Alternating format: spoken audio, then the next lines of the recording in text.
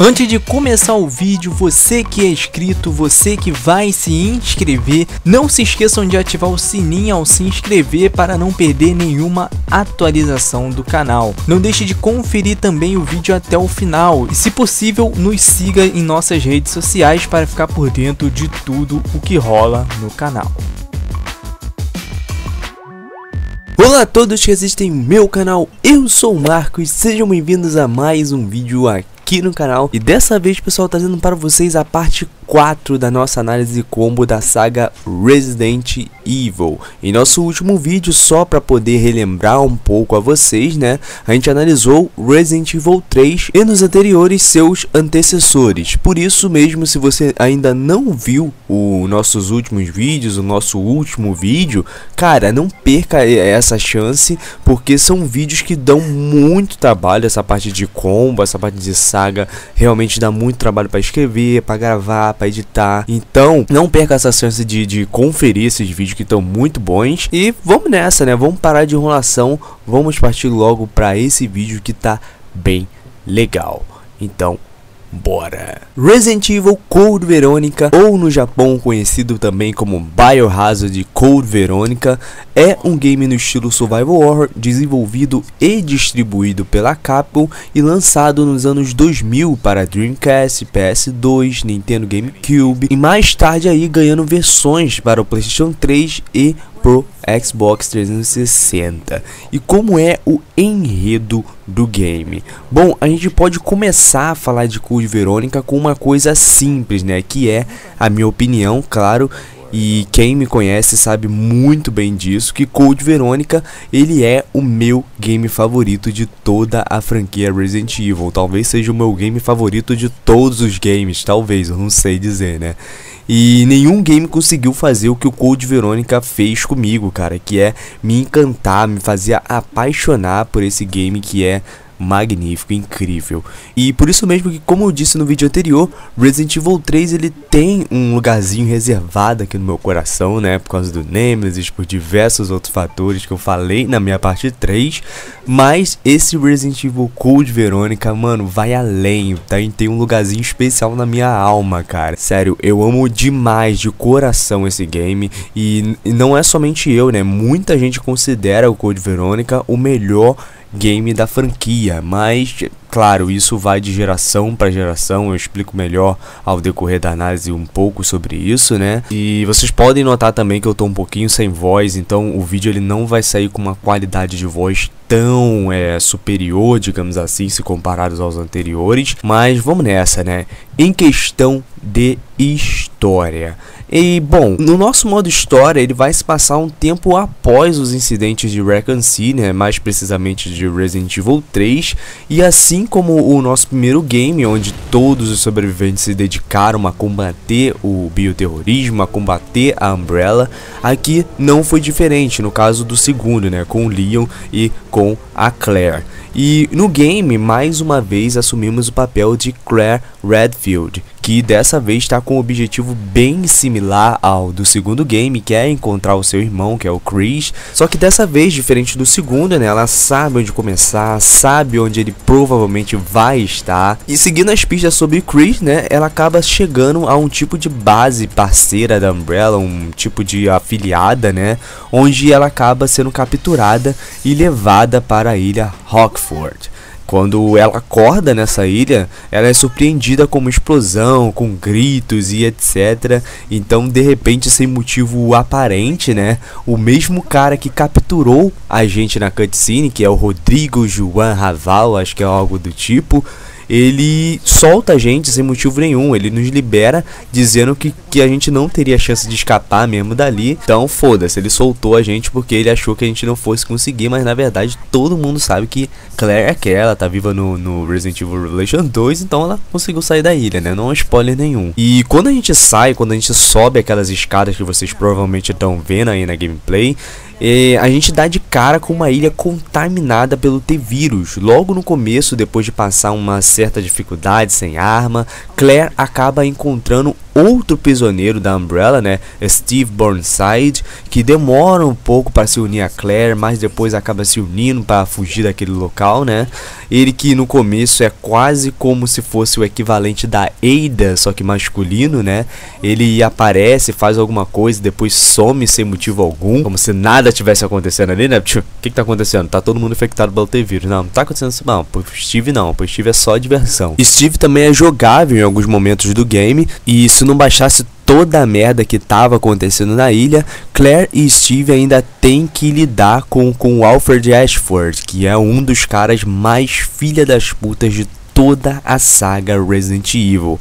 E eu afirmo isso com toda a certeza do mundo. Esse cara, ele é um doente, velho. E você vai passar muita raiva com ele. Alfred por si só, cara, já seria um vilão incrível. E aqui em Code Veronica é que a Umbrella literalmente começa a ganhar aí mais caras ainda. No Resident Evil 2 a gente tinha lá o William Burke, né, que era um vilão magnífico, tinha uma história magnífica. E em Resident Evil Code Veronica a gente tem aí a família Ashford. E se não bastasse isso, temos também o fim do mistério do primeiro game, o retorno de Albert Wesker, que milagrosamente, inexplicavelmente, voltou dos mortos literalmente, né? Porque além dele ser aparentemente morto no primeiro game, entre aspas, né?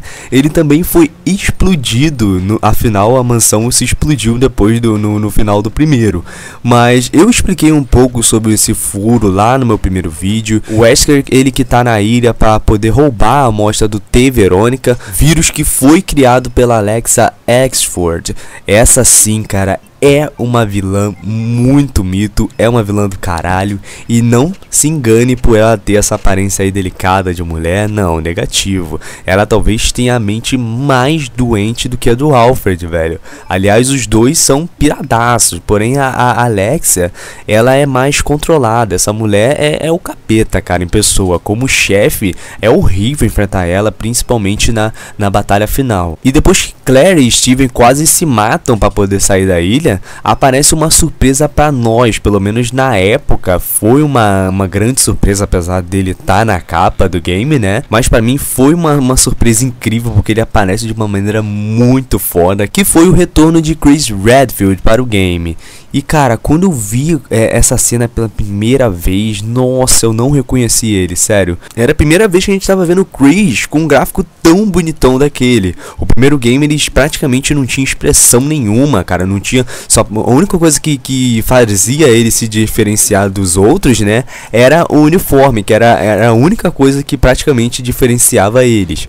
E ele chega na ilha pra botar fogo na porra toda, né, resgatar a sua irmã e sair daquela porra lá. Uma coisa que eu gosto de Code Veronica, cara, eu olhando aqui pra capa, eu tenho um game aqui em mídia física, eu olhando pra capa eu posso ver como o Chris no Code Veronica, ele se parece com a Claire, velho. Dá pra perceber na cara que os dois são irmãos. Uma coisa que não acontece, por exemplo, em Resident Evil Revelations, que se passa praticamente antes de Resident Evil 6, onde o Chris não tem aparência nenhuma, cara, com a Claire. É muito diferente, não tem nada a ver. E eu gostei disso, né, no caso que o Code Veronica fez, fazer essa semelhança entre os dois. Eles são muito parecidos, cara.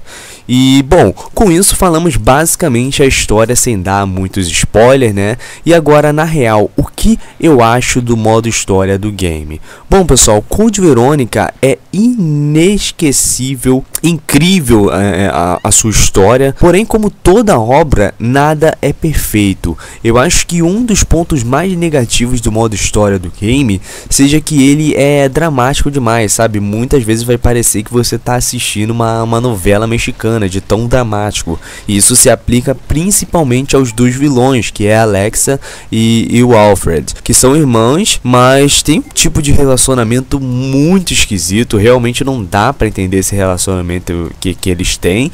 E Steve e Claire, eles ficam juntos, entre aspas, né? Por algum motivo ninguém em Resident Evil fica junto. É sempre um drama mexicano eterno, né? E é todo personagem que acontece isso, tá, pessoal? Resident Evil Revelations 1, por exemplo, que eu vou falar dele mais tarde, né? Acontece isso com o Chris e com a Jill. Em Resident Evil Code Veronica acontece isso com o Steve e a Claire. Então não achem que é só o famoso Ada e Leon, não. E mais uma vez, cara, como no terceiro game com a Jill e o Carlos, eu acho que é muito forçado qualquer relacionamento entre Claire e Steve. Até porque Steve é literalmente um moleque, cara, de 17 anos, se eu não me engano. Apesar de que ele fica um pouco mais maduro ao longo do game. Porém, o final que o game dá para os dois, cara, é literalmente perfeito. Você chega até mesmo a chorar. E que, obviamente, eu não vou falar aqui, né? Outro ponto negativo que começou aqui em Resident Evil Code Veronica foi o uso de superpoderes. Quando o Wesker, ele volta em Code Veronica, ele volta super fodelástico, cara, cheio de poder, igual o capeta, sei lá o que acontece com ele, cara. E é uma loucura ver aquilo. E o mais engraçado é que quando ele encontra a Claire pela primeira vez, cara, mano, é muito engraçado porque ele corta o caminho pulando pelo cenário, velho. Ele sai pulando pelo telhado e simplesmente some, cara. E em vários games futuros de Resident Evil aparecem caras que são super poderosos, que usam vírus para poder ganhar poderes, que tem super habilidades, como Leon, Resident Evil 4 e Chris, pessoal. Ele só apareceu fortão lá no quinto game porque ele literalmente tomou uma surra bonita do Wesker em Code Veronica. Mas tirando essas pequenas exceções citadas aqui, eu acho que a história do game, ela é, mano, perfeita, magnífico. O enredo do game é simplesmente incrível. Eu acho que é um dos melhores, se não o melhor de toda a franquia Resident Evil. E com certeza ele merece uma nota 9,5.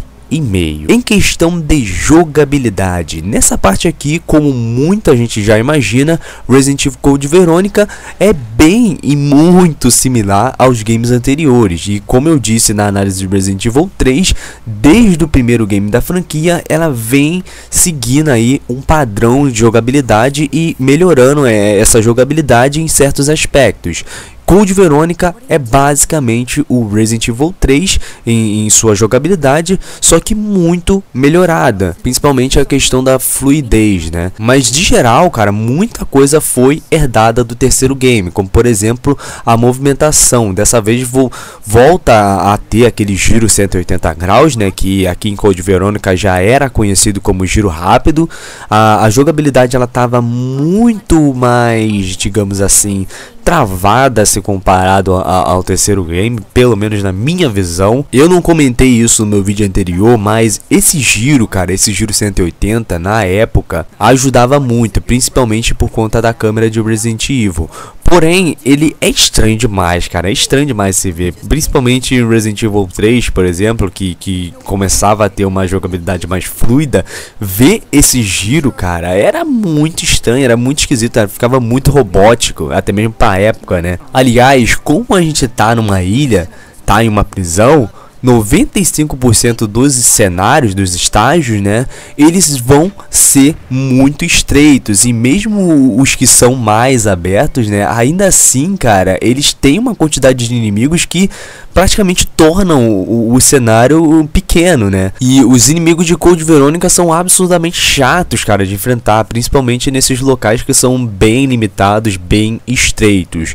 Em pontos negativos em sua jogabilidade, o Code Veronica ele tem alguns que eu diria que foram muito bobos, sabe? Não deveriam existir, nem tinham motivo para existir, como por exemplo, em certos momentos, em certas ocasiões, a jogabilidade do game ela se torna tão travada, cara, quanto as dos games anterior, como Resident Evil 3. Um dos pontos que já poderiam ter sido melhorados na época, com certeza, era a mira das armas, porque, sério, a arma mais difícil de se liberar no game é o lança-foguete infinito. Cara, é muito difícil, você se mata para zerar o game fazendo esses desafios para poder liberar essa arma, e quando você pega essa desgraça, ela literalmente se torna inútil perto de um cachorro, ou qualquer outro inimigo mais rápido, ou qualquer outro inimigo mais sorrateiro. Sério, ela literalmente se torna inútil. E olha que ela mata praticamente com um tiro. Na verdade, com um tiro ela mata. Então, se você não souber matar, ela praticamente se torna inútil. E isso, na minha visão, era um absurdo para a época. E era literalmente inaceitável, cara. Fora os outros problemas e outros retrocessos que o game tinha, como por exemplo o load em praticamente tudo que você fazia. Na análise anterior eu elogiei muito, cara, essa questão em Resident Evil 3, que tinha certos locais que você poderia subir a escada sem pressionar o botão. E aqui essa desgraça voltou, velho. Agora você tem que, tipo, apertar o botão para poder subir qualquer escada, qualquer local. E isso, mano, é um retrocesso muito inútil, cara. Ainda mais que a gente tava lá no PlayStation 2, fala sério, né? Então isso foi totalmente desnecessário, totalmente sem motivo, afinal o game estava muito avançado. Outra novidade que o Code Veronica trouxe foi a pequena mudança aí na câmera do game. Ela basicamente estava a mesma de sempre, né? Porém agora a gente tinha menos mudanças de posicionamento, o que descomplicava mais a nossa jogatina para um lado positivo. Afinal, em Resident Evil 1, por exemplo, era horrível você mudar de câmera e dar de cara com o inimigo de surpresa. Calma que isso continua, foi mantido em Code Veronica, você ainda vai se assustar dando de cara com algum inimigo, porém não da mesma maneira errada como é no primeiro game. Outra coisa que Resident Evil Code Veronica inova é no uso de uma arma que até o terceiro era praticamente inútil, que é a faca. Em Code Veronica ela pela primeira vez não é inútil, cara. Você usa a faca e isso é algo que todo mundo que conhece, que joga Code Veronica comenta. Logo no início do game você pega a sua primeira arma, que é a faca, e você pega ela numa situação horrível, que provavelmente tá aparecendo, já apareceu aí no vídeo, né? E ela é a nossa única arma. Fora que pela primeira vez, e isso antes de Resident Evil 4, só para deixar claro, a gente tava aí usando faca para poder poupar munição. Eu sinceramente pouco usei a faca no game, mas existe muita gente que eu já vi jogando que usa bastante ela no game. E apesar de Code Veronica ser um pouco inferior, chega até mesmo ser irrelevante falar isso se comparado aos games anteriores nessa parte de jogabilidade. Ele ainda assim, cara, é perfeito nessa parte. Só faltou um pouco de atenção da Capcom para certas coisas, como essas pequenas coisas que eu falei aí. Por isso eu acho que a melhor nota para a questão de jogabilidade no game, com certeza, é nota 9. Em questão gráfica, bom, nessa questão gráfica, cara, eu não preciso falar nada que Code Veronica era maravilhoso nessa questão. Pela primeira vez a gente estava vendo aí um Resident Evil com gráficos extremamente lindos. Eu acho que de todas as versões que tinham até então, na época, né, o Code Veronica era certamente o mais lindo de todos. E eu acho que em todas as versões de todos os consoles que ele foram lançados. Porém, a do PlayStation 2 era incrível demais, cara. E uma das grandes novidades do game é que pela primeira vez a gente tinha expressão facial, uma expressão facial muito boa para a época, algo que era literalmente uma novidade na franquia da Resident Evil. E quando você começa o game, ele dá atenção justamente nisso, né? Ele foca bastante na boca da Claire, foca bastante nos olhos dela, justamente para poder mostrar esse avanço que o game teve. E o game não era somente bonito em game, né, como também nas suas CGs, que, cara, era uma mais linda que a outra. Na verdade, o game quase sempre ele usava o próprio motor gráfico do game para fazer as cenas. Por si só já era lindo demais, mas as poucas cenas que em CG que o game tinha são incríveis de se ver. Até mesmo hoje é muito bonito. E eu acho que só tem uma coisa que eu não gostei no game nessa questão gráfica, que foi o visual do Wesker, velho, que tava mais parecendo aí um terrorista, velho, do CS 1.6. E mais uma vez, cara, eu volto a ressaltar aqui, se você tem um PlayStation 3, tem um Xbox 360, o game ele tem uma versão remaster para os dois consoles que é simplesmente lindíssima. Essa versão que eu tô gravando aqui é a do PlayStation 2, porém eu tô gravando no computador, tô gravando no emulador, tô jogando a 1080. porém ela nem chega perto, cara, nem chegou aos pés da versão HD do console do PlayStation 3 e Xbox 360. Por isso, eu peço mais uma vez, Capcom, por favor, relança, cara, esses games antigos de Resident Evil, pelo menos pra Steam, velho, ou pro PS4 Pro, ou pro Xbox One S, porque, sério, eles merecem e muito, cara, serem relançados. Mas a Capcom só quer lançar Resident Evil 4, Resident Evil 5, 6, mano, lança logo esses antigos aí que vai valer muito a pena e vocês vão ganhar muito dinheiro. Fora que as versões do PC, eu volto a ressaltar, qualquer versão antiga de game de Resident Evil para PC roda muito mal, cara, ou às vezes nem roda num PC mais moderno como o meu. Então se você tem um PlayStation 3, volto a ressaltar, um Xbox 360, pode comprar esse game que vai ser uma experiência incrível, até mesmo para quem jogou e zerou várias vezes como eu. Você realmente se surpreende, cara, com o lindo gráfico que o game tem. Então, sabendo disso, a melhor nota para os gráficos é 9. Em questão de áudio, cara, nessa parte de som eu tenho até que respirar fundo para poder falar dela, porque, sério, Code Veronica, literalmente, se a gente for fazer aí uma comparação, ele tem a melhor parte sonora de toda a franquia, e isso somente falando aí da trilha sonora. Nem mesmo o Resident Evil 7, cara, que lançou em 2017, consegue superar ele, e eu falo isso com toda a certeza no mundo. E se você não concorda, velho, provavelmente você nunca jogou direito o Resident Evil Code Veronica. E, cara, é uma trilha sonora mais linda que a outra, fora que basicamente a trilha sonora é ela que faz o clima do game, não os monstros, os inimigos que você vai enfrentar. E uma das trilhas que é uma das minhas favoritas, cara, do game, é com certeza a música da batalha final com a Alexa, que é literalmente épica demais, cara. Você entra totalmente no clima, é muito bom mesmo. Os efeitos gerais do game, eles continuam bem similares aos do game anterior, porém como o processamento do console ele era bem maior que o PlayStation 1, obviamente que esses efeitos seriam bem superiores aqui no PlayStation 2.